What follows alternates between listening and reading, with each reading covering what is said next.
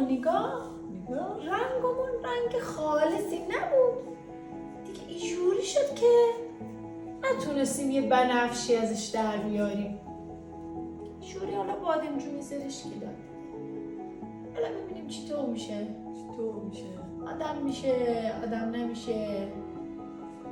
حالا درش رو باز میکنیم. اونجوری ما دیدیم مامانش هم میگه بسم الله. مامانه خیلی بانمکی میگه بسم الله و میخنده. اولش ترسید بعد دید نه خیلی چیزه. آره دید خیلی چیزه بیشتر خنده داره تا ترسناک. کاش کلاسای آنلاین ادامه پیدا. خیلی خوب بود. یعنی کلاسای آنلاین ادامه پیدا میکرد مردم شادتری بودیم. خدا خیلی پوستمون گلفته با این همه مشکلات همیشه واسه خودمون یه چیزی پیدا میکنیم. بعد تازه این چیزایی که مردم ما رو میخندونه، چون ایرانیان نسبت به کشورهای دیگه کلا سخت‌تر میخندن.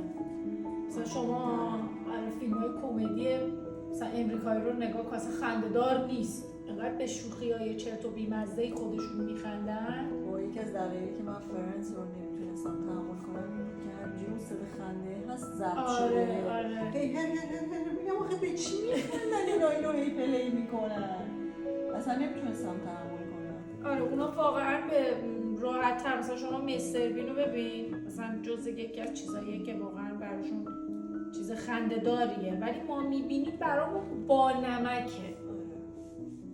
در حد یه لبخنده، در حد مثلا لبخنده، در حد خنده قهقه طور نیست هیچ وقت.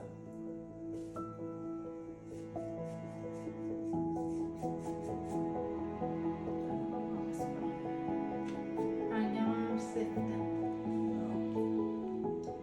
خب با توجه به اینکه تو ویدیو زرشکی ما معلوم نیست، تصمیم گرفتیم رنگمون رو مشکی نشون میده عوض کنیم. عالی کار کردم، فکر کنم خشک دستم رنگی کرد. خب موضوعش چیزی نیست، ما از این تغییری نمی‌کنه با این.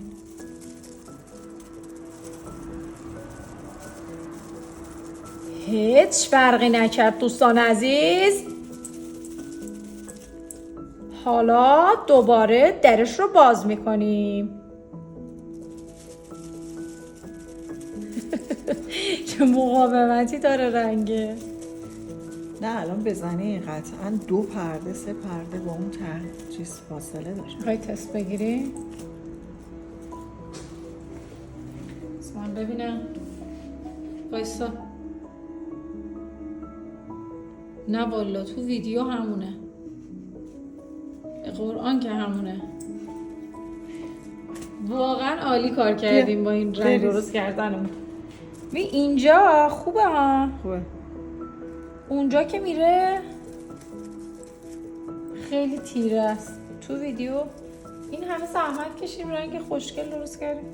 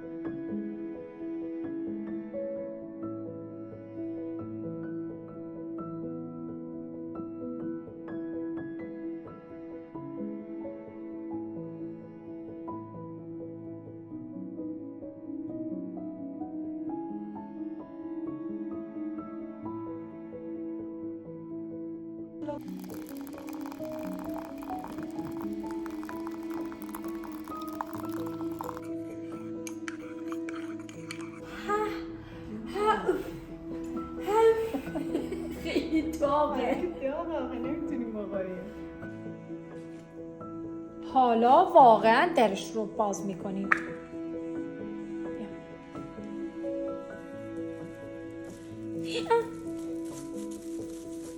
کاش من انقدر گن نزنم. خب پس توضیحات بازم حالا الان میگن دهر ما رو تو سرویس کردی. دلش خیسه تو دست دوباره دست دادی؟ نمیدونم چرا من این کارو میکنم. بریز بس.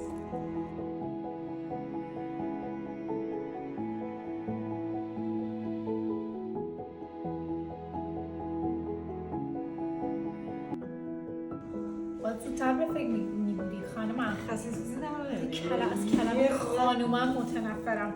خانومم گلم. متنفرم از کلمه خانومم. اصلا یعنی چی خانومم؟ من خانم تو هم؟ تو خودت خانومی.